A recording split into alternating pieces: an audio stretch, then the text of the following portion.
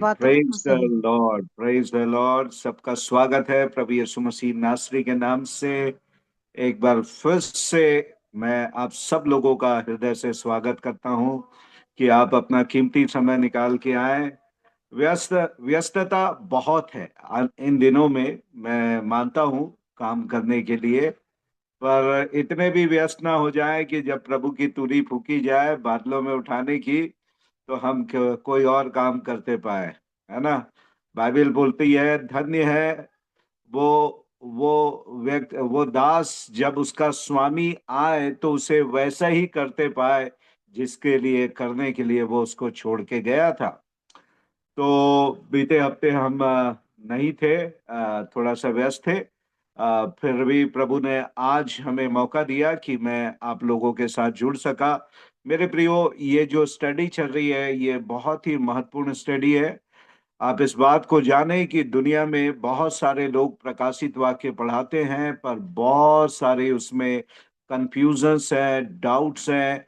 और एक मैं आप लोगों को जरूर प्रोत्साहित करूंगा, बजाय बिना समझे, बिना प्रश्न पूछे कंक्लूजन में आके कि पास्टर प्रशांत हमें गलत सिखा रहे हैं, प्रकाशित ये सोच के मत जाए, ये प्रचार करने ना जाए। ऐसे प्रचार करने के पहले आप मुझसे प्रश्न पूछ लें कि पास्टर जी आपने वो बोला था, थोड़ा हमको समझ नहीं आया, या हमारे को हम कुछ और भी सुने हैं, क्या हो सकता है। पहले आप बातचीत करेंगे, कन्विंस हो जाएंगे, उसके बाद ये बोले कि मैंने गलत पढ़ा है या सही पढ़ाया। आपको मैं मौका पहले भी देता हूँ, शुरुआत में भी और आखिरी में भी। तो अभी तक हम लोगों ने 7 अध्याय को कंप्लीट कर लिया है। लास्ट टाइम हम लोगों ने 1,44,000 के बारे में अध्ययन किया था। और जो बातें मैंने आपको बताया बहुत सारे लोगों के लिए पचने वाली बात नहीं है। खासकर जो 1,44,000 है, ना तो वो यहोवा विटनेस है और ना वो विश्वासियों की संख्या है जो स्वर्ग जाएगी। ये 1,44,000 इज़राइल के 12 गोत्रों में से प्रत्येक गोत्र में से प्रतिनिधि करके चुने गए 12,000 लोगों की जनसंख्या है। तो हर एक गोत्र से अगर आप 12,000 लोगे तो 12 गुणित 12 1,01,44 होता है, और उसमें शून्य लगा लेंगे तो 1,44,000 लोग होते हैं। और मैंने आपको ये बतलाया था कि ये आ, दो गवाहों को जिसके बारे में हम अब आने वाले दिनों में जल्दी पढ़ने वाले हैं, वो दो गवाह जो 11वें अध्याय में आएंगे, उनको पहले 3.5 साल के सेवा का मौका मिला है। वो पहले सताव के 7 साल, जो महाक्लेश काल और महाक्लेश काल, जो 7 साल का ट्रिबुलेशन होगा, उसका पहला भाग जो 3.5 साल का है, उसमें ये दो गवाह अपनी सेवा देंगे। और उन दो गवाहों की सेवा से 1,44,000 ऐसे लोग होंगे जो उनके सेवा का फल होंगे, जिन्हें प्रभु उन दिनों की सेवा के लिए चुनेगा, जो सारी दुनिया में किंगडम ऑफ गॉस्पल को प्रचार करेंगे।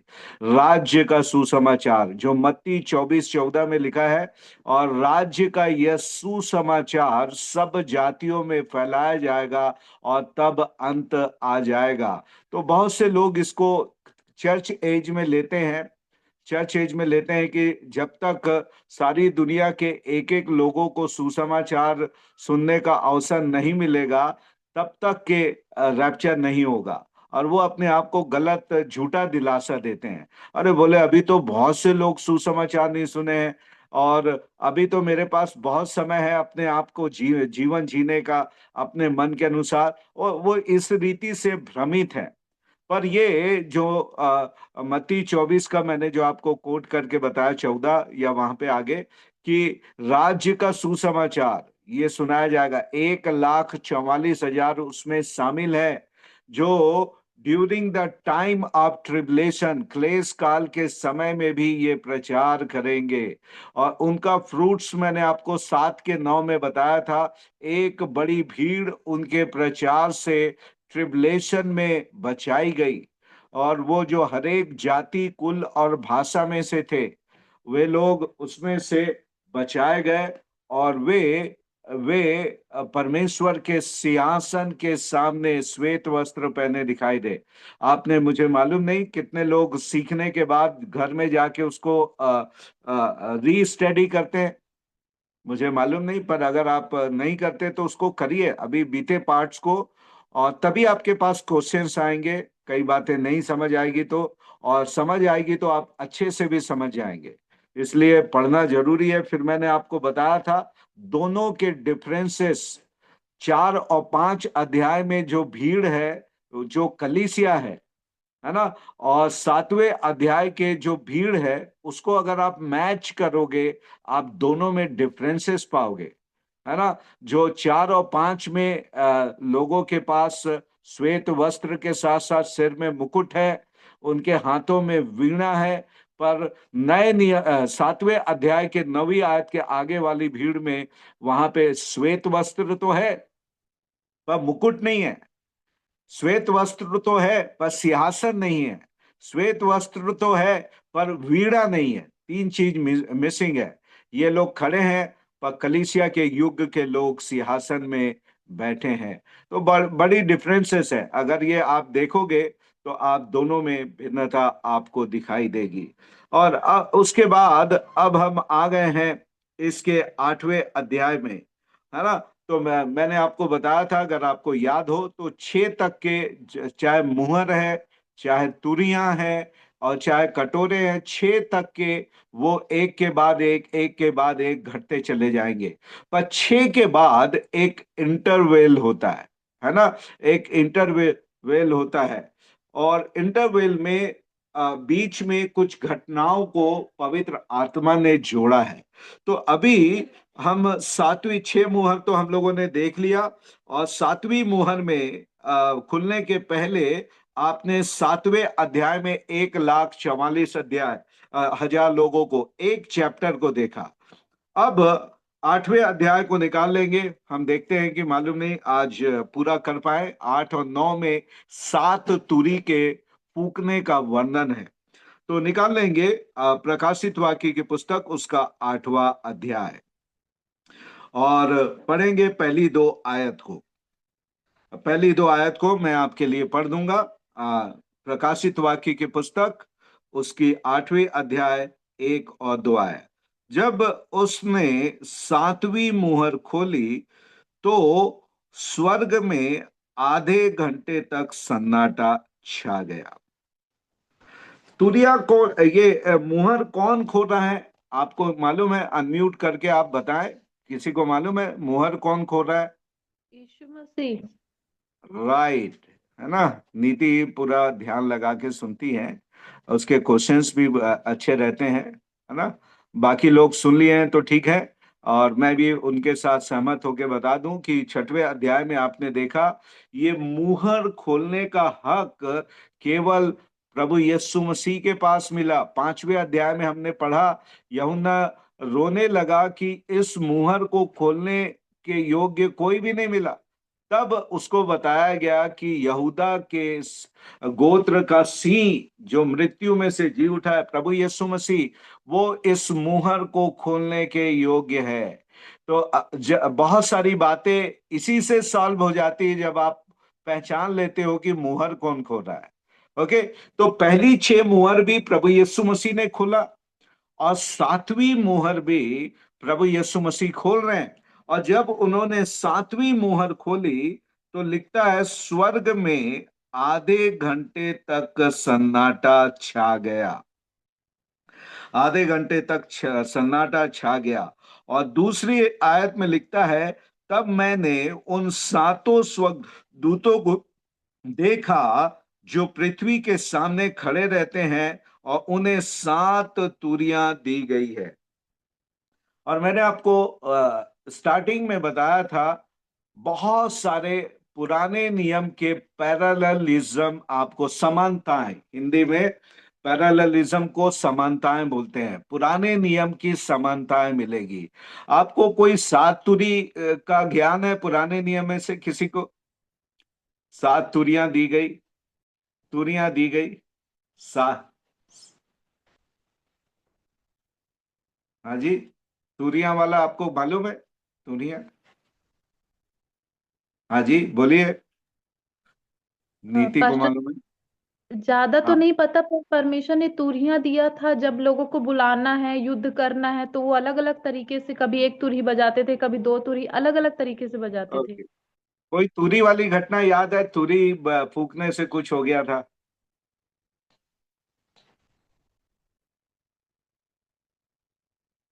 मैं थोड़ा सा हिंट दे दूं। ये आपको यहोशू की पुस्तक 6वें अध्याय में कुछ ज्ञात हो क्या हुआ है?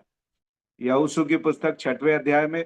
ये यरीहो की दीवारें यरीहो टूट गई। की दीवार गिर गई। हाँ, किसी ने, भाई ने बहुत सही बताया, यरीहो की दीवार गिर गई थी। तो आप कल जाके उसको पढ़िएगा। मैंने आपको बताया भी था कि जब तक पुराना नियम का ज्ञान नहीं होगा, आपको नए नियम का ज्ञान अधूरा रहेगा। तो पुराने नियम को, नए नियम को समझना है तो पुराने नियम से उसमें उसका उत्तर मिलेगा, और पुराने नियम को समझना है तो उसका उत्तर नए नियम में मिलेगा।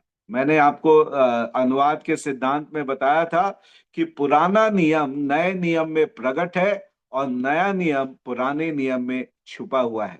तो आप पाओगे, ये प्रभु ये बतला रहे हैं कि प्रभु ने उनको यरीहो की एक बड़ी दीवार, प्रतिज्ञा के देश, इजरायली कहाँ जा रहे हैं? प्रतिज्ञा के देश। विश्वासी कहाँ जा रहे हैं? प्रतिज्ञा के देश। कौन सी प्रतिज्ञा? यूहन्ना 14 अध्याय 1 और 2 आयत, किसी को याद है? याद होना चाहिए, मैंने आपके लिए पढ़ा था रैप्चर के समय। यीशु मसीह ने कहा, तुम्हारा मन व्याकुल ना हो, तुम परमेश्वर के ऊपर विश्वास करते हो, मुझ पर भी विश्वास करो।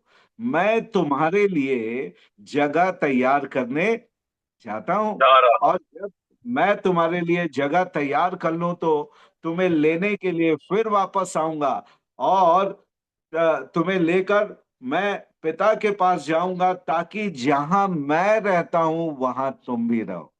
ये प्रतिज्ञा है प्रभु यीशु मसीह। और पुराने नियम में परमेश्वर ने प्रतिज्ञा किया कि मैं तुम्हें मिस्र से छुड़ाऊंगा और निकालूंगा, और प्रतिज्ञा के देश में पहुंचाऊंगा, फिरौन के हाथ से छुड़ाऊंगा, मिस्र से निकालूंगा, और प्रतिज्ञा के देश में पहुंचाऊंगा। और जब ये प्रतिज्ञा के देश के करीब आ गए, यरदन नदी भी पार कर लिए, तो यरदन नदी, दूसरे अध्याय में यरदन नदी पार कर लिए, और पार करने के बाद इन्होंने यरीहो का भेद लेने के लिए भेजा। आप लोग को यह घटना कहानी के रूप में मैं बतला रहा हूं कि जो नए लोग हैं उनको भी पता लग जाए, और पुराने लोगों के लिए रिवीजन हो जाए। और जब वो गए तो वहां पे प्रभु ने इनको स्ट्रेटेजी दिया, भेद लेकर जब ये आ गए। राहाब को हम लोग छोड़ देते हैं, बड़ी लंबी कहानी हो जाएगी। तो परमेश्वर ने यरीहो की दीवार को गिरने के लिए यहोशू को स्ट्रेटेजी दिया। वो रणनीति थी कि प्रतिदिन तुम उसका एक चक्कर लगाना, है ना? प्रतिदिन यरीहो की दीवार का एक चक्कर लगाना, और ऐसे करते करते 6 दिन तक के एक एक चक्कर लगाना, और चक्कर के 7वें दिन आपको 7 बार चक्कर लगाने पड़ेंगे। और 7 बार जब चक्कर लगाओ, आप पढ़िएगा घर जाके, तो परमेश्वर ने कहा कोई भी आवाज नहीं करना। आप पढ़िएगा उसमें जाके, उसमें लिखा आवाज नहीं करना। जब तुरिया 7वां चक्कर लगेगा तो आपको बड़ी जोर की तुरी फूकनी है, और उस समय आपको जय जयकार की आवाज करना है, और तब यरीहो की दीवार गिर जाएगी, और तुम उसको लांग कर, पार करके तुम प्रतिज्ञा के देश में प्रवेश कर जाओगे। ये रणनीति था, है ना? तो 6 दिन प्रभु के यहाँ का एक दिन, आपको मालूम हो कि 94 भजन संहिता, उसके 90 के 4 में, और दूसरा पत्रस 2:8 में लिखा है, परमेश्वर का एक दिन मनुष्य के 1000 साल के बराबर है। और हमारे लिए भी, हम 1000 साल पार करें तो 6 तुरी का मतलब है 6000 साल। 6000 साल पार करने के बाद ही वो यरीहो की दीवार गिरेगी, प्रतिज्ञा का देश 7वें नंबर पे आएगा। 1000 साल का राज्य मसीह का, प्रतिज्ञा जो उसने इजरायलियों से किया है वो 6000 साल के बाद ही आएगा।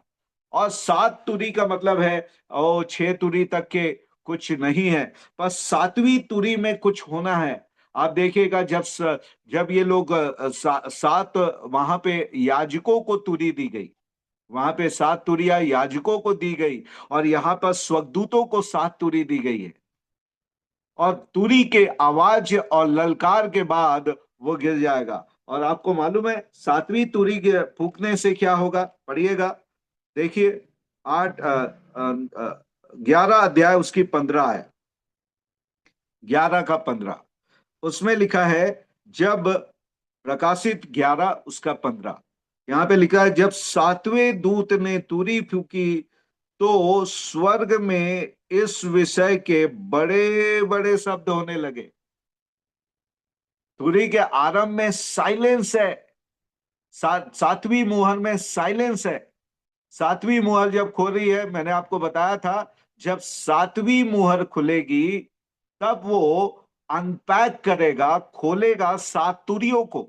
और जब 7वीं की आखिरी तुरी फूकी जाएगी, 7वीं तुरी, 7 तुरी की आखिरी तुरी, तो आगे लिखा है, जगत का राज्य हमारे प्रभु का और उसके मसीह का हो गया, और वो युगान युग राज्य करेगा।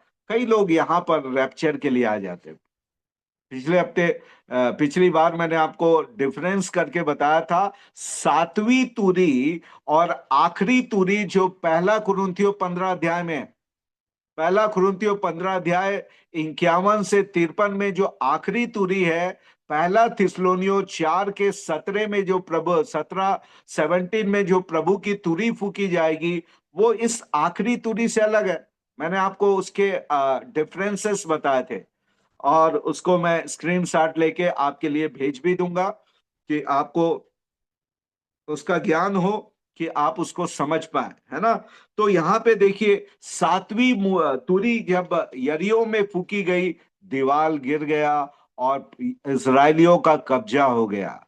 जब 7वीं तुरी फूकी गई तो यहां पर भी आप देखिए, राज्य परमेश्वर का हो गया। इसका मतलब नहीं कि यहां पर 1000 साल का राज्य आरंभ हो रहा है। अब इसके बाद एक और विपत्ति बची है, उसके बाद प्रभु यीशु मसीह का सेकंड कमिंग है। एक विपत्ति और बची है, फिर प्रभु यीशु मसीह का सेकंड कमिंग इस धरती पे 1000 साल के राज्य के स्थापने के लिए होने वाला है। ओके, तो ये पैरालेलिज्म है, आप अपनी कलीसिया को सिखा सकते हैं, खुद पर्सनल स्टडी के लिए आप सीख सकते हैं, और दोनों में बहुत सारी समानताएं आपको मिलेगी। फिर उसकी तीसरी से 3 से लेकर 5 आयत तक एक और भाग है, एक और भाग है। मैं आपके लिए इसको पढ़ता हूं। फिर एक और स्वर्गदूत सोने का धूपदान लिए आया और वेदी के निकट खड़ा हुआ, और उसको बहुत धूप दिया गया कि सब पवित्र लोगों की प्रार्थनाओं के साथ सोने की उस वेदी पर जो सिंहासन के सामने है चढ़ाए। उस धूप का धुआं पवित्र लोगों की प्रार्थनाओं सहित स्वर्गदूतों के हाथ से परमेश्वर के सामने पहुंच गए। तब स्वर्गदूत ने धूपदान लेकर उसमें वेदी की आग भरी और पृथ्वी पर डाल दी, और गर्जन और शब्द और बिजलियां और भूकंप होने लगे। आप बोल रहे होंगे, ये क्या हो गया, ये क्या घट रहा है ना, ये क्या घट रहा है। तो घटना इस प्रकार से घट रही है। अब फिर पुराने नियम का चित्र आ गया।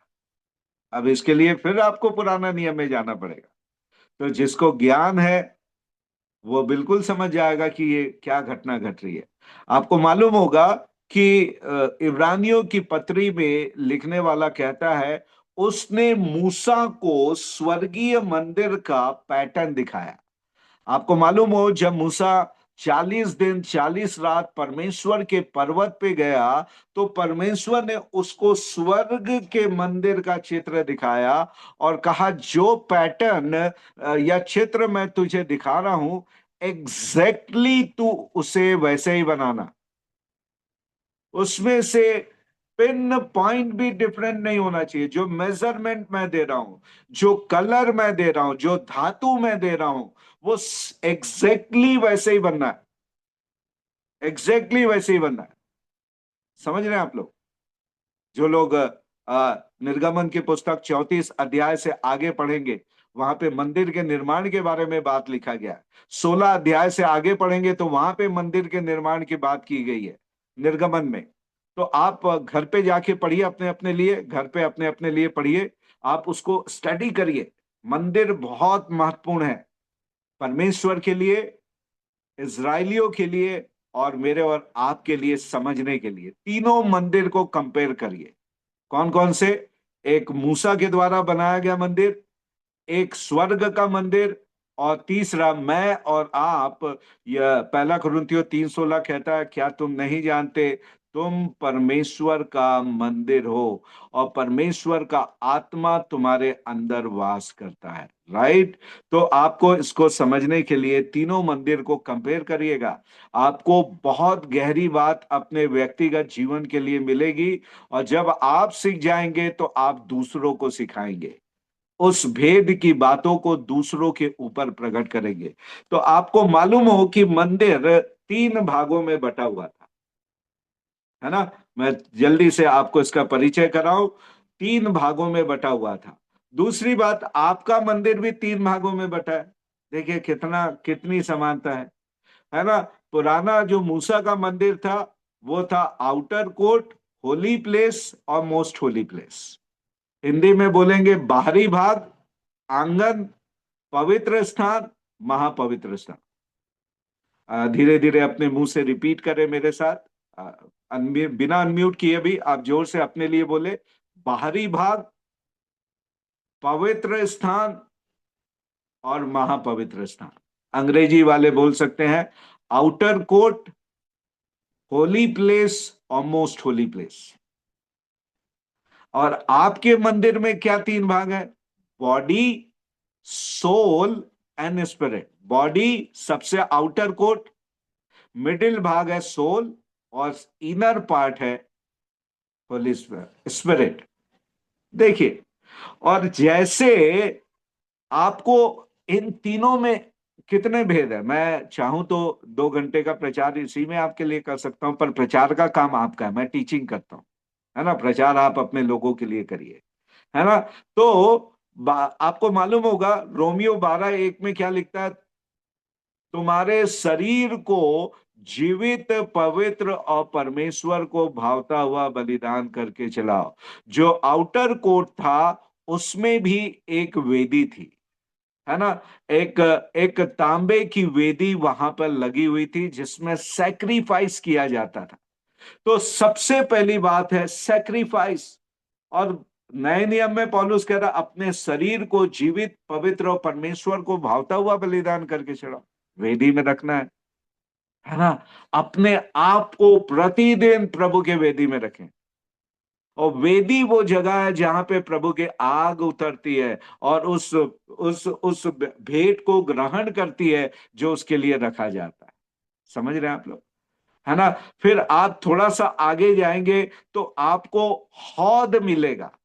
बाहरी भाग में हौद मिलेगा। हौद बोलते हैं इसको, अंग्रेजी में वाश बेसन कहते हैं। बेसन, बेसन जिसमें हाथ धोते हैं। तो जब एक एक याजक बलि चढ़ाता तो उसके हाथ में लहू होते, उसको धोने के लिए वो आगे हौद में जाता और वो अपने हाथों को धोता, है ना? तो जब आप बलिदान होंगे उसके बाद आपके शुद्धिकरण के लिए वहां पे परमेश्वर के वचन से, वचन रूपी जल से आपको शुद्ध किया जाता है। कंटिन्यूस शुद्धि, है ना? जो भेंट चढ़ा दिया गया, परमेश्वर को जीवन दे दिया गया, वो उसका उसकी पवित्रता परमेश्वर के वचन के द्वारा होती है, परमेश्वर के वचन के द्वारा। और तब जब इसके बाद जाओगे तो एक पर्दे का गेट आएगा। इसके आगे आम लोग नहीं जा सकते। इसके आगे केवल याजक लोग जाएंगे। पवित्र स्थान में केवल याजक लोग जाएंगे। और महायाजक यहां पर प्रतिदिन आगे मैं आपको बताऊंगा, धूप दान लेकर इनकी प्रार्थनाओं को लेकर जाता था। लोगों की प्रार्थनाओं को लेकर सुबह और शाम वो वेदी के अंगार, बाहर की वेदी के अंगार को लेकर वो गोल्डन आल्टर जो होता था उसमें जाता था। यहीं पे हम आने वाले हैं। तो पवित्र स्थान में आपको तीन भाग मिलेंगे। आपको मिलेगा वो रोटी की मेज, है ना, सूप ब्रेड जिसको कहते हैं। एक हाथ में सूप ब्रेड मिलेगा, इधर के हाथ में आपको मेनोरा, जिसको हम लोग पहले अध्याय में देखे, मेनोरा को हम लोग बोलते हैं दीवट। दीवट देखते हैं जिससे लाइट होता है। तो अपने हाथ को बता के बोले, सीधे हाथ में आपको मिलेगा मेज की रोटी, रोटी की मेज।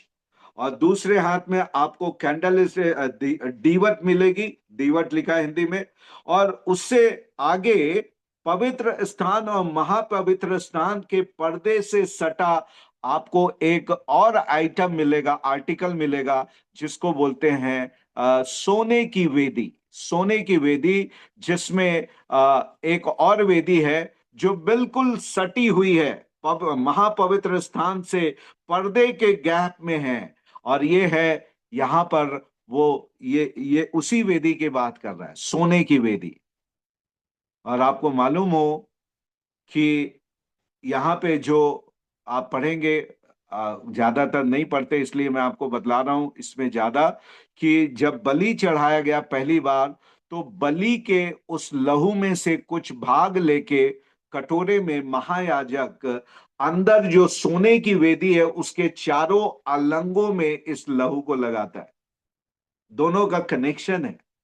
छुटकारा और प्रार्थना दोनों एक दूसरे से कनेक्टेड है। और आपको मालूम हो कि जब पहली बार मंदिर बना तो इन्होंने आग नहीं लगाया।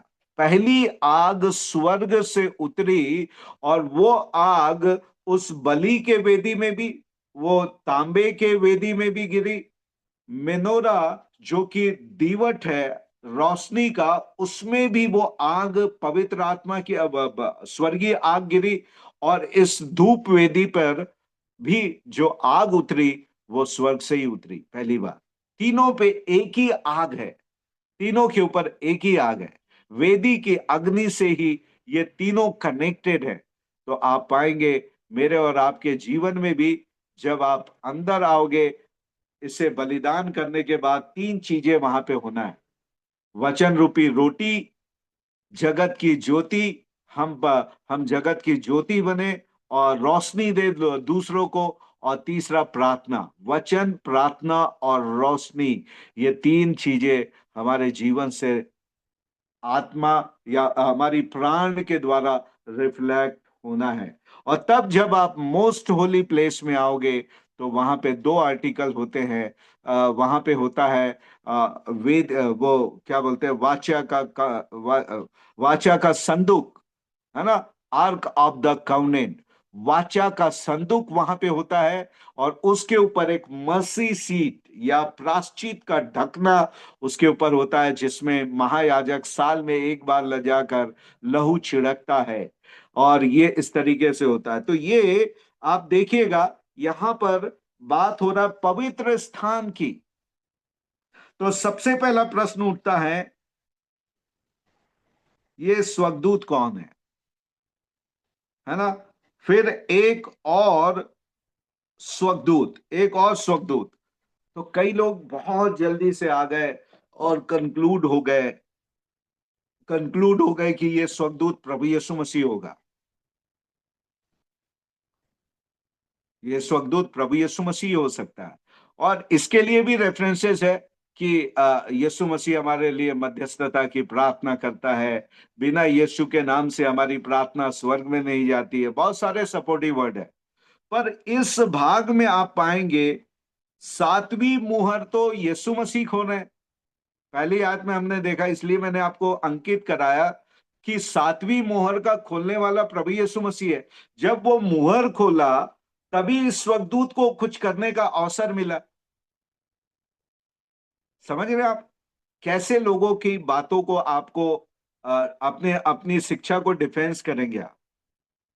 पहली आयत में जो मुहर खोलने वाला है वो प्रभु यीशु मसीह है, ध्यान से समझिएगा। और तीसरी आयत में एक स्वर्गदूत को एक एक सोने का धूपदान दिया गया, है ना, सोने का धूपदान दिया गया। दोनों अलग अलग व्यक्ति को यहां पे चित्रित किया गया है ना। और कई बार यहां पर आप पाएंगे कि कई बार लोग कंफ्यूज होते हैं, पर हमारे ग्रुप के लोग कंफ्यूज ना हो। और ये एक एक स्वर्गदूत है। मैं ज्यादा कंफ्यूज नहीं करना चाहता। आ, आप वहां पे एक और जो वर्ड आया है, आप लोगों को मैंने बोला था एक ग्रीक बाइबल को, इंग्लिश ग्रीक इंटरलाइनर बाइबल को डाउनलोड करें। आप लोगों ने किया होगा, मुझे याद है। तो यहाँ पे एक वर्ड आएगा अलोस। अलोज, ALOSE, अलोस, है ना। अलोस का मतलब है एक ही प्रकार का दूसरा स्वर्गदूत। एक ही प्रकार के, एक ही प्रकार का दूसरा स्वर्गदूत। और अनदर काइंड ऑफ स्वर्गदूत का मतलब वहां पे दूसरा वर्ड, एक ग्रीक वर्ड आता है। तो आप यहां पे देख पाएंगे कि यहां पे जो बात कर रहा है, सेम काइंड ऑफ एंजल, एक स्वर्गदूत जो सिमिलर है उसकी बात यहां पे कह रहा है। यहां पे प्रभु यीशु मसीह के बारे में बात नहीं कर रहा है। और उसको वेदी के निकट खड़ा हुआ था और उसको धूपदान दिया गया, और पवित्र लोगों की प्रार्थना के साथ सोने की उस वेदी पर जो सिंहासन के सामने है चढ़ाए। यहाँ पे प्रार्थना के बारे में बात कर रहा है। ये जो धुआं है ये लोगों की प्रार्थना के बारे में बात कर रहा है। छठवें अध्याय में आप लोगों ने प्रार्थना को स्मरण करते हैं। छठवें अध्याय में क्या प्रार्थना की है, संत लोगों ने क्या प्रार्थना की है, किसी को याद है? प्रकाशित वाक्य 6 अध्याय में क्या प्रार्थना किए थे? जिनके सर गवाही मसीह पे विश्वास के कारण काट दिए गए, वे लोग क्या प्रार्थना किए वेदी के नीचे? क्या प्रार्थना किए? प्रभु कब तक तू अपने लोगों को वध होने तक देगा? कब तू न्याय करेगा? राइट। आप जाके पढ़ सकते हैं। पढ़ना है आपको, मैं बता सकता हूं, बाइबल मेरी खुली हुई है। हाँ, 10 आयत 9 और 10 को पढ़िएगा। प्रकाशित वाक्य 6, 9 और 10 कोई पढ़ दे मेरे लिए। जब उसने पांचवी मुहर खोली तो मैंने वेदी के नीचे उसके प्राणों को देखा, जो परमेश्वर के वचन के कारण और उस गवाही के कारण जो उन्होंने दी थी वध किए गए थे। उन्होंने बड़े शब्द से पुकार कर कहा, हे स्वामी, हे पवित्र और सत्य, तू कब तक न्याय न करेगा और पृथ्वी के रहने वालों से हमारे लहू का बदला कब तक न लेगा। ओके, ये प्रार्थना है। और आगे आप अभी जो पढ़ रहे हैं, अभी जो आप पढ़ रहे हैं 8वें अध्याय में, ये उसका उत्तर है। आगे लिखता है, ये प्रार्थनाएं सिंहासन के सामने लेकर लाई गई, और लाने के बाद उसमें यहां पे लिखता है, 5वीं आयत में लिखता है, चौथी आयत में लिखता है, उस धूप का धुआं पवित्र लोगों की प्रार्थनाओं सहित स्वर्गदूत के हाथ से परमेश्वर के सामने पहुंचा दिया गया।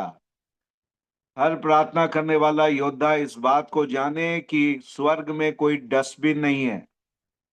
कई लोगों को लगता है प्रभु हमारी प्रार्थना नहीं सुनता, या हमारे प्रार्थना निवेदन को कहीं पे फेंक देते हैं डस्टबिन में। No, there is no dustbin in heaven. आपकी प्रार्थनाएं पहुंचाई जाती है। आपको मालूम होगा कर्नेलियुस के लिए क्या कहा स्वर्गदूत ने आकर, तेरी प्रार्थनाएं परमेश्वर के सिंहासन के सामने स्मरण के लिए पहुंचाई गई है, और मैं अब उत्तर लेकर आ गया हूं। राइट। ये आप समझ जाएं कि there is power in the prayer. प्रार्थना में एक बड़ी सामर्थ है। प्रार्थना बकबक करना नहीं है, बुड़बुड़ाना नहीं है, अपने आप से बातें करना नहीं है, पर प्रार्थना अपने बोले गए शब्दों को देखने का माध्यम है, जो आप देखना चाहते हैं। जो कुछ आप प्रार्थना में बोलोगे वो अपने जीवन में पूरा होता हुआ आप देखोगे। मैं इनकरेज करूंगा जिन्होंने निराश होकर कि मेरी प्रार्थनाएं नहीं सुनी जाती, प्रार्थना बंद कर दिया है, वो प्रार्थना करना आरंभ करें। प्रार्थना सुनी जाती है। प्रभु आपकी प्रार्थनाओं को कभी भी अनसुनी नहीं करता है। और यहाँ पर एक प्रमाण है कि परमेश्वर के सामने प्रार्थना पहुंचाई गई, और उसके बाद 5वीं आयत में लिखता है, तब स्वर्गदूत ने धूपदान लेकर उसमें वेदी की आग भरी और पृथ्वी पर डाल दी, और गर्जन और शब्द और बिजली के भूकंप होने लगे। ये ये प्रार्थनाओं का उत्तर अब ये नीचे जा रहा है। जब परमेश्वर के पास प्रार्थना पहुंच जाती है, तो जो ये लाइटनिंग है, this are the answers of prayer coming down to earth. यहां पे हम लोग गीत गाते हैं ना, बिनती और प्रार्थना ऊपर जाती है, उत्तर लेकर नीचे आती है। प्रार्थना और बेनती ऊपर जाती है, उत्तर लेकर नीचे आती है। आमेन। तो ये इसका प्रमाण है। ओके। और तब आपकी प्रार्थना भी इसी तरीके से, अब प्रभु का न्याय यहां पर आ रहा है। और तब उसके बाद वे सातों स्वर्गदूत 6वें आयत से लेकर आपको 9वें आयत तक, 9वें अध्याय तक आपको 7 तुरियां फूकती हुई नजर आएगी, है ना। और यहां पर 7वीं तुरी 11वें अध्याय में दिखाई दी, क्योंकि 6 के बाद ब्रेक लग जाता है ना। 6वीं तुरी आपको कहां पर मिलेगी, है ना। पर इसके 9वें अध्याय में आपको 5वीं तुरी मिली है ना। उसके बाद 6वीं तुरी, किसी को दिख रहा है?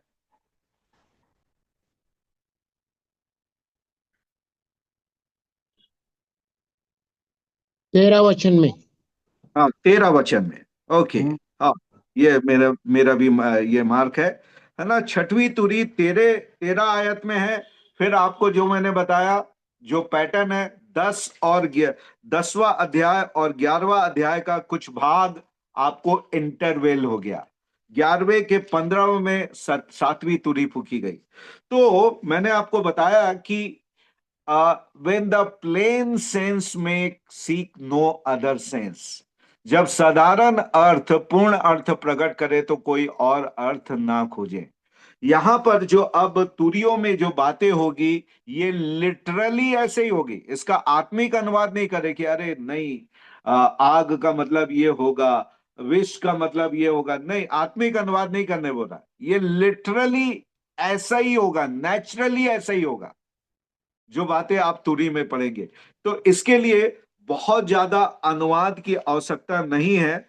चलिए 8वां अध्याय पहले पहले देखें, तुरियों को फूकना शुरू करते हैं, है ना। जब पहली तुरी फूकी, पहले स्वर्गदूत ने तुरी फूकी, 7वीं आय, और लहू से मिले हुए ओले और आग उत्पन्न हुए, है ना। हेल एंड फायर स्ट्रोम उत्पन्न हुए, और पृथ्वी पर डाली गई, और पृथ्वी का 1/3 जल गई, और पेड़ों की 1/3 जल गई, और हरी घास जल गई। आप लोग देख रहे हैं अभी अभी ग्लोबल वार्मिंग जो चल रहा है, प्राकृतिक विपदा जो चल रही है, आप देखिए, आने वाले दिनों का ये ट्रेलर है। आने वाले दिनों का ये ट्रेलर है। जब पहली तुरी फूकी जाएगी, तो जो ओले गिरने पड़ेंगे, मालूम नहीं, पहले एक बार अभी घटना घटी थी 4-5 साल पहले, आप लोगों ने देखा था, इतने बड़े बड़े गोले ओले गिरे थे, इतने बड़े बड़े, है ना। कई गाड़ियों के शीशे फूट गए थे। इफ यू रिमेम्बर, अभी कुछ सालों पहले वीडियोस बहुत चला हुआ था उसका। मैं आपको निकाल के उसके भेजूंगा। वो एक ट्रेलर था। अभी भी आपको कई जगह हर साल बड़े बड़े बड़े आकार के ओले गिरते हुए आपको दिखाई देंगे। तो ये बाइबल बतला रही है कि तुरी का जब विपत्ति आएगी, तो यहां से आग और ओले गिरेंगे, और आपको मालूम हो कि पृथ्वी के 1/3 ग्रीनरीज को ये जला देंगे। ग्रीनरी खत्म होगा तो क्या खत्म होगा, बताइएगा। एक तो पृथ्वी की तपन बढ़ती है, पेड़ पौधे कटते हैं तो पृथ्वी में गर्मी बढ़ती है, उसकी ठंडाई कम होती है। दूसरी बात, ऑक्सीजन कम होता है। ऑक्सीजन कम होता है, दो चीजें।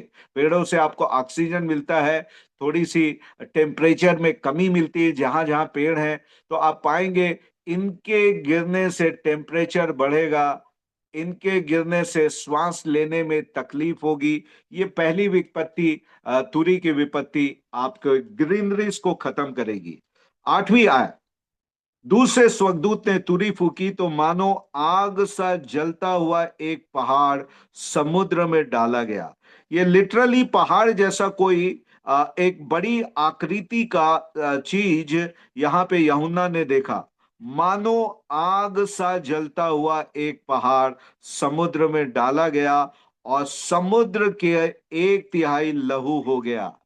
आप लोग, जो लोग वीडियो देख रहे हैं, अभी आपको इफरात नदी और अनेक नदियों के पानी लहू हो गए वाले दिखाई दे रहे हैं, लाल हो गया। आप में से कई लोगों ने वीडियोस देखे होंगे, है ना। तो अभी ये इसका एक छोटा बिंदु दिखाई दे रहा है। आप सोचिए, जितनी भी दुनिया की नदियां हैं उसका 1/3, एक तिहाई भाग अगर पानी लहू बन जाएगा, जीवन कैसा होगा। और आप इसको कंपेयर कर सकते हैं, किससे कंपेयर कर सकते हैं? नील नदी का पानी परमेश्वर ने पहले ही दंड देने के लिए, आपको मालूम है, नील नदी के पानी को लहू कर दिया था मूसा के द्वारा विपत्ति भेजने के समय में। यहां भी प्रभु का न्याय जब प्रकट हो रहा, वहां भी मिस्रियों के ऊपर न्याय प्रकट हुआ, यहां पे उन लोगों के ऊपर न्याय प्रकट हो रहा है जो परमेश्वर के लोगों का वध किए। और एक तिहाई समुद्र का पानी लहू लुहान हो गया।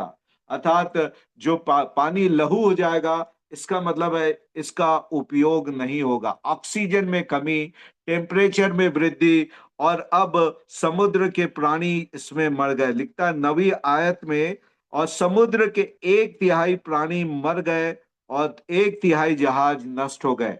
पानी जहाज क्या करता है? सामान को लेकर जाना और आना, है ना।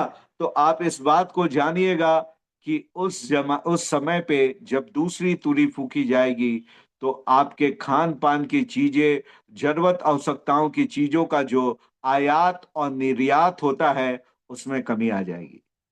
समुद्री जहाज जो सामान ढोते हैं, उनकी उनके उनके ऊपर विपत्ति आएगी।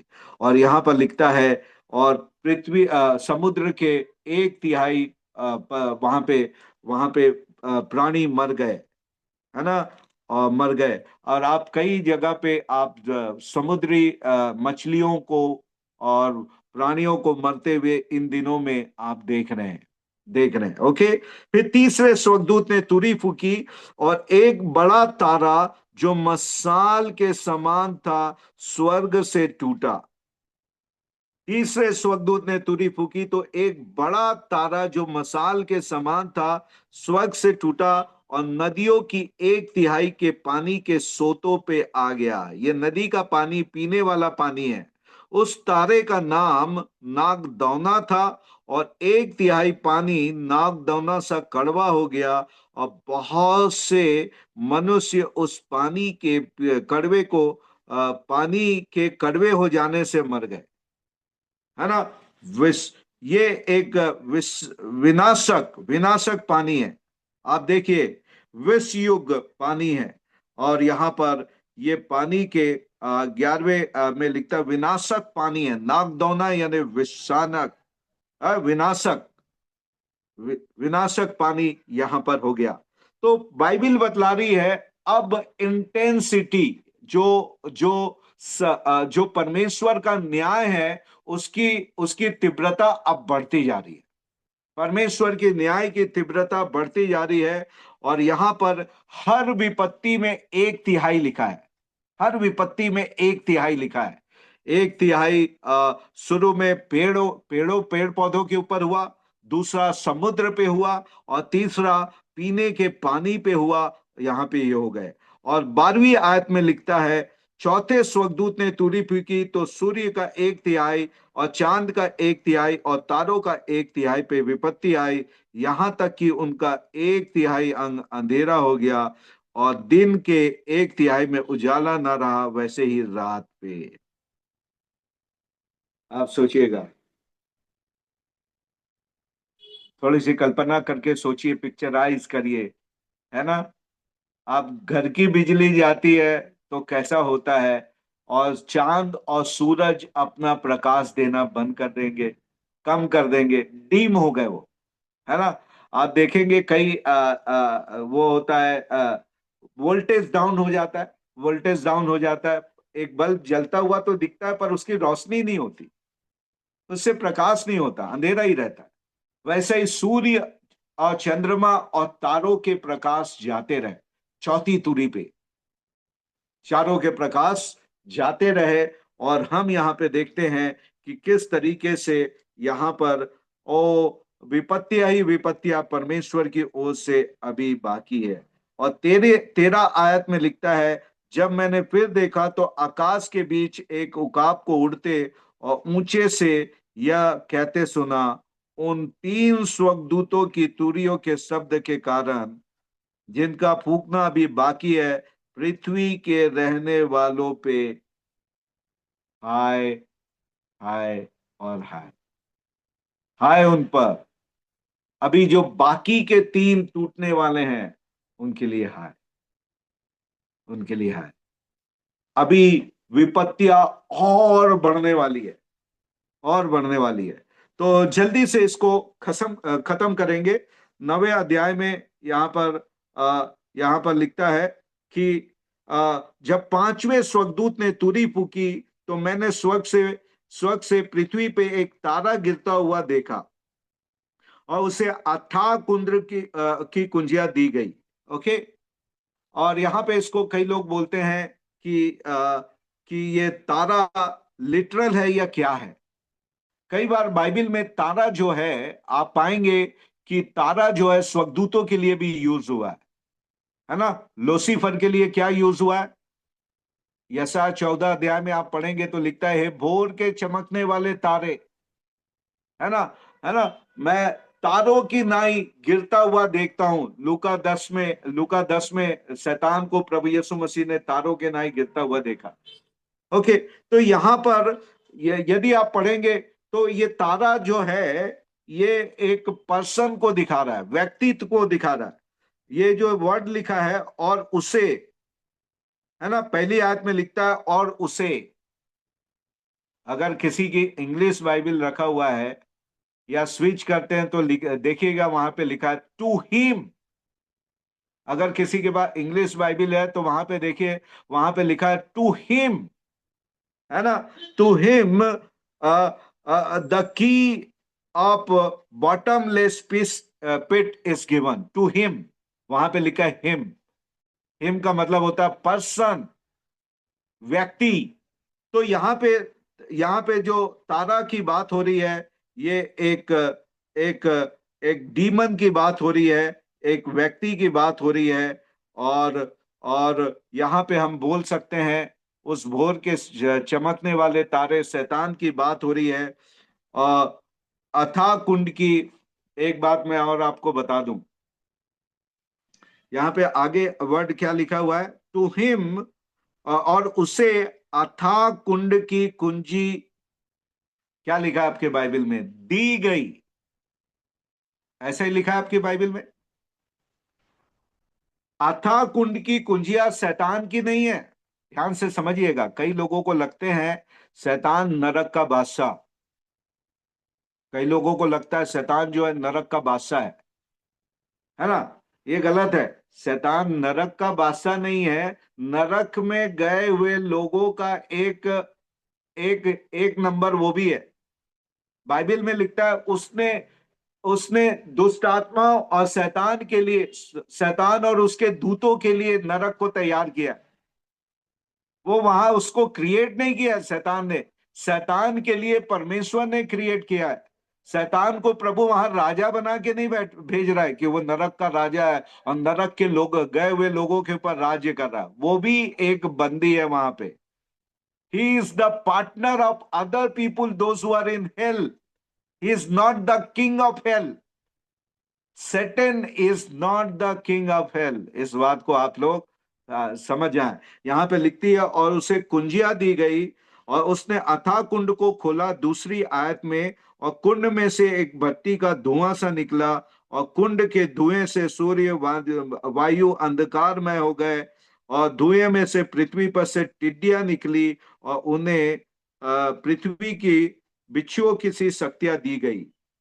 है ना। यहां पर ये डीमंस की बात कर रहा है। बहुत से लोगों को लगता है, आप पाएंगे ये जो सबसे डिफिकल्ट पैसेज किसी के लिए होता है, ध्यान से सुनिएगा, चैप्टर 9 जो है वो प्रकाशित वाक्य का सबसे कठिन लगता है कई बाइबल स्कॉलर को अनुवाद करने के लिए, कि ये 9वां अध्याय में किसकी बात कर रहा है। क्या ये डीमंस की बात कर रहा है, क्या ये लिटरल बात कर रहा है, किसकी बात कर रहा है। और आप देखिएगा यहाँ पे इसकी बारे में निकला गया।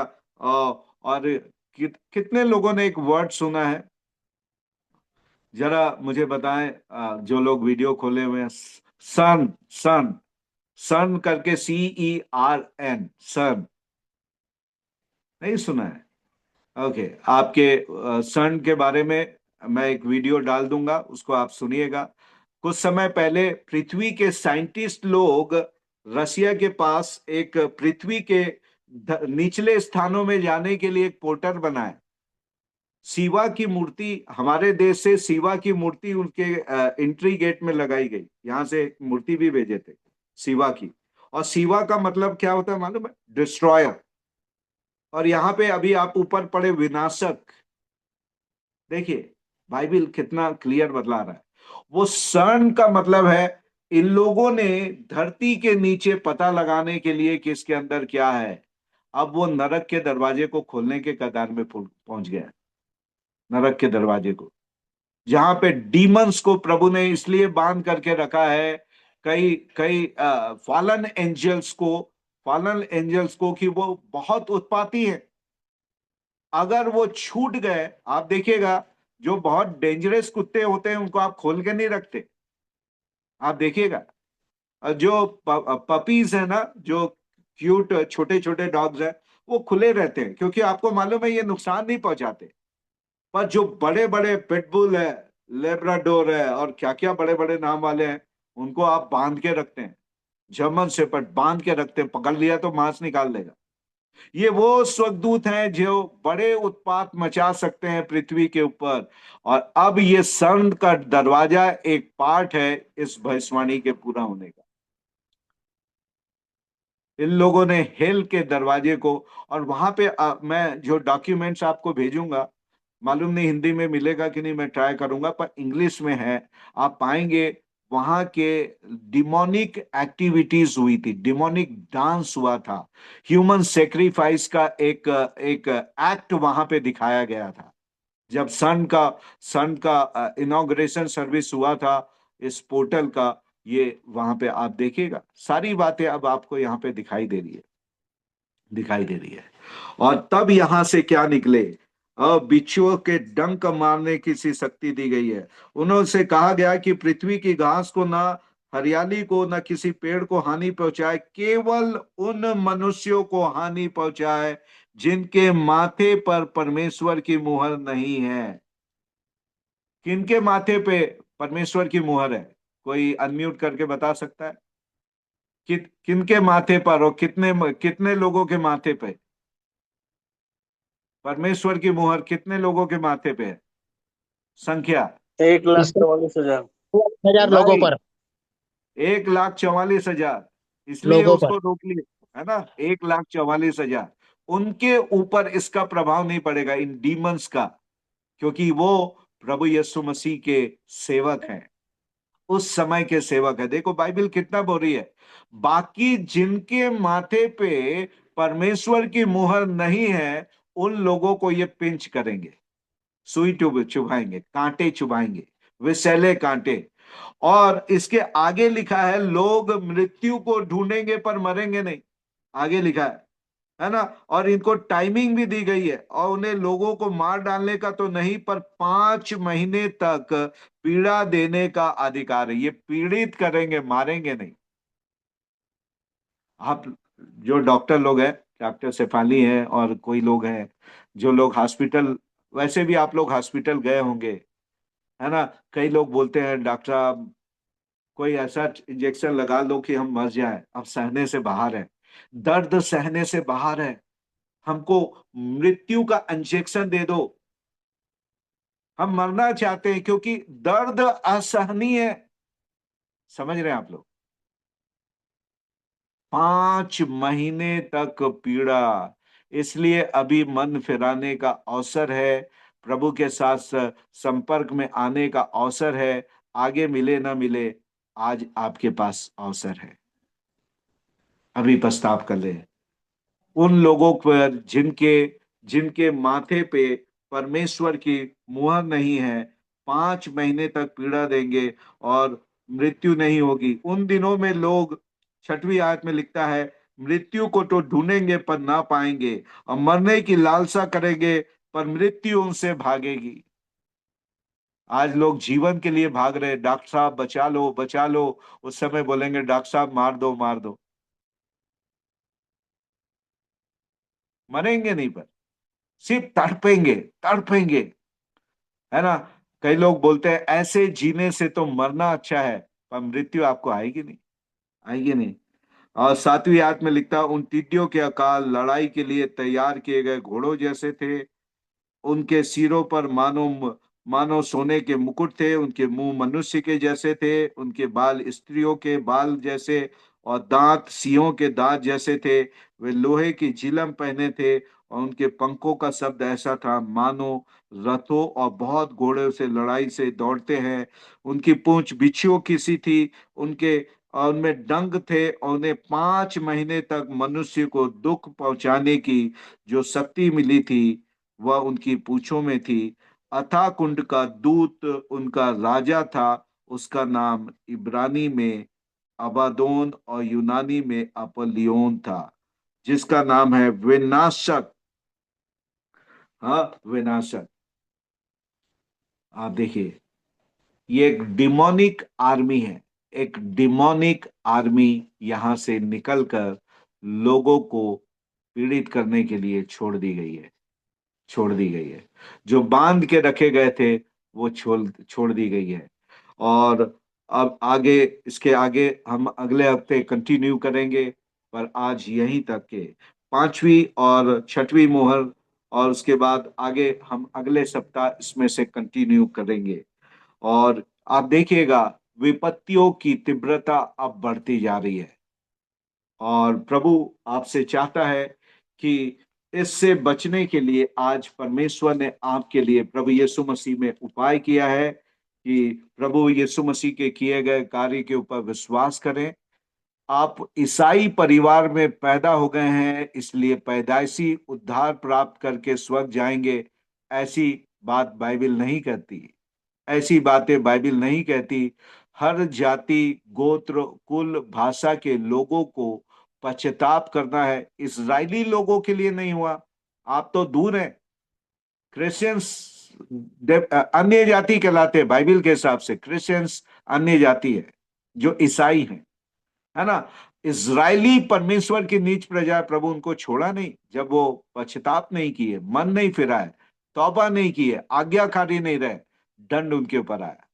आज ईसाइयों के लिए भी एक संदेश है कि हम अपने पापों से तौबा करें, परमेश्वर के साथ अपने संबंध को ठीक करें, और प्रभु के आगमन की बाट जोएं। समय बड़ी तेजी से बीत रहा है। प्रभु की घड़ी जो रैप्चर के लिए लिखी गई है, वो टिक टिक करके अब वो आखिरी सेकंड की ओर बढ़ रही है। और जैसे ही कांटा 12 के ऊपर सारे कांटे आ जाते हैं, वैसे ही अब रैप्चर का कांटा आने की कगार पे है। और वे लोग जो प्रभु के हैं वो इस दुनिया से उठा लिए जाएंगे, और तांडव दुनिया पे परमेश्वर का शुरू होगा, और तब आपके पास मौका नहीं रहेगा। आज आपके पास मौका है। प्रभु इन वचनों के द्वारा आप सबको आशीष दे। यदि आज के लिए और पीछे के लिए अगर आपके पास कोई प्रश्न है जो आप लोगों ने सीखा, या कोई बात जो आपको नहीं समझी, आप उसको पूछना चाहते हैं तो आप पूछ सकते हैं। फिर हम प्रार्थना में चलेंगे।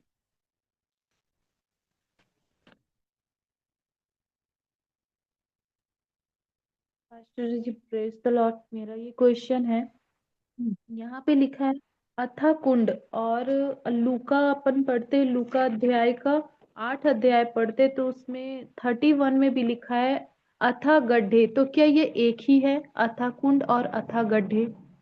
हाँ जी, एक ही है। पास्टर जी, अभी जो टीचिंग चल रही है उसमें बहुत बार मैंने ये सुना है कि जो डीमंस है वो अथा कुंड से अब निकल आई हैं और वो लोगों को परेशान करती है। तो क्या ये वही समय है? दो ग्रुप है ना। इसके लिए भी अगले हफ्ते मैं इसमें थोड़ा सा और क्लियर करूंगा आपको। दो ग्रुप है। एक है फॉलन एंजल, ओके, ये अलग होते हैं। और डीमंस जो हैं वो अलग होते हैं। दोनों की उत्पत्ति के बारे में और दोनों के कार्यों के बारे में मैं आपसे अगले हफ्ते और इसमें थोड़ा सा आपको क्लियर करूंगा। पर अभी के लिए जो डीमंस हैं वो बंधे हुए नहीं है। डीमंस नहीं बंधे हुए हैं। फॉलन एंजल्स को जो अपने पद के ऊपर स्थिर नहीं रहे, उन स्वर्गदूतों को यहूदा की पत्री में और पतरस ने, दोनों ने कहा कि उनको चैन से बांध के रखा है ना। तो वो गिरे हुए स्वर्गदूत हैं, गिरे हुए स्वर्गदूत। और जो डीमंस हैं वे लोग स्वर्गदूत, अभी के लिए मैं आपको बता दूं, जो स्वर्गदूतों ने 6वें अध्याय उत्पत्ति में स्त्रियों के साथ संबंध बनाया, तो स्वर्गदूत और स्त्री से जो मिक्स ब्रीड पैदा हुआ, जो दैत्य पैदा होने लगे, जब जल प्रलय में वो मर गए, तो ना तो वो इंसान थे, ना तो वो स्वर्गदूत थे। दोनों मिक्स थे। ना स्वर्गदूत है और ना इंसान है। तो इंसान के मर पापी इंसान के मरने के लिए तो नरक तैयार किया गया है, स्वर्ग तैयार किया गया है, स्वर्गदूतों के लिए अथाह कुंड तैयार किया गया है। और जो ये दैत्यों की आत्मा निकली, मिक्स वाले, है ना, स्वर्गदूत और स्त्री की संतान के जो मिक्सचर लोगों की आत्माएं मरने के बाद निकली, प्रभु के पास इनके लिए कोई तैयारी नहीं है। तो ये लोग भटकने वाली आत्मा है मिड एयर में, इस धरती पे। इसलिए ये लोग शरीर को, डिसएम्बॉडेड बॉडी, इसको अंग्रेजी में बोलते हैं डिसएम्बॉडेड बॉडी, यानी बिना शरीर का आत्मा। और इनको शरीर की जरूरत है। और ये इंसान और जानवर दोनों में जा सकते हैं। आपको मालूम होगा गडारा वाली घटना, जब यीशु मसीह से कहने लगे हमको सुअर में भेज दो, और यीशु मसीह ने बोला जाओ, और वे सुअर में समा गई, है ना। और ये इंसानों के अंदर भी आ जाती है। इनको शरीर सबसे बेस्ट प्लेस लगता है, क्योंकि इन्होंने अपना देह खो दिया है। इनके पास देह नहीं है, और बिना देह के इस धरती के ऊपर ये काम नहीं कर सकते। इनको धरती पे काम करने के लिए शरीर चाहिए, जो मेरे और आपके पास है। ओके, तो इतना अभी आपके लिए। और अगले हफ्ते इसको और हम आयतों के साथ आपको क्लियर करेंगे। तो डीमंस नहीं खुले हैं, है ना, डीमंस नहीं खुले हैं।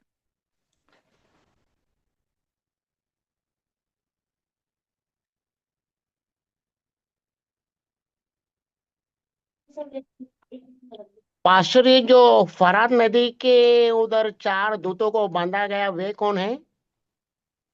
हाँ जी, ये भी अगले हफ्ते इसको और क्लियर करेंगे हम।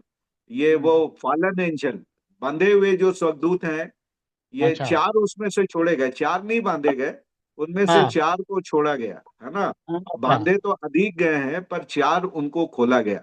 और फरात नदी के बारे में भी थोड़ा सा अगले हफ्ते मैं आपको गहरी जानकारी दूंगा।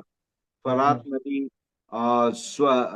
डीमंस और शैतान, इनकी उत्पत्ति, इनके कार्य, थोड़ा सा मैं आपको बाइबल के ज्ञान के बारे में बतलाऊंगा अगले हफ्ते, है ना। जी जी, तो हाँ, उसमें से धन्यवाद चार, पास्टर। चार खुलने वाले हैं अभी। चार उसमें से आगे खुलेंगे तो वो इस धरती के ऊपर बड़े उत्पात को मचाएंगे, है ना, बड़े उत्पात को मचाएंगे।